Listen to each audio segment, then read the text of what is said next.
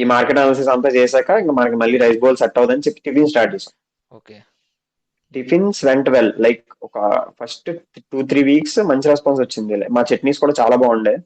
బొంబాయి చట్నీ ఇంకా స్వీట్ తెలియదండి. అప్పుడు అయ్యా రావు గారు వస్తున్నా బొంబాయి చట్నీ ఏమండి నాకు ఇంకా రైసే పెట్టలేదు, అప్పుడే చేయమంటారంటారేంటండి?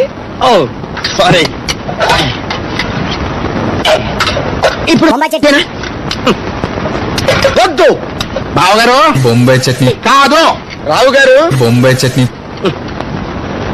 పోసేయండి పోసేయండి పోసేయండి పోసేయండి పోసేయండి పోసేయండి. ఇక నా బతుకలు అవుతుంది.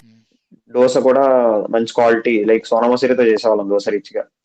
ఓకే. ఆ మాస్టర్ కూడా తిట్టేవాడు, నువ్వు 2 రూపాయల బియ్యంతో చేయకుండా ఎందుకు 40 రూపాయల బియ్యంతో చేస్తారంటే నేను క్వాలిటీ అది ఇది అని చెప్పి కన్విన్స్ చేసేవాడిని. ఎందుకు నీ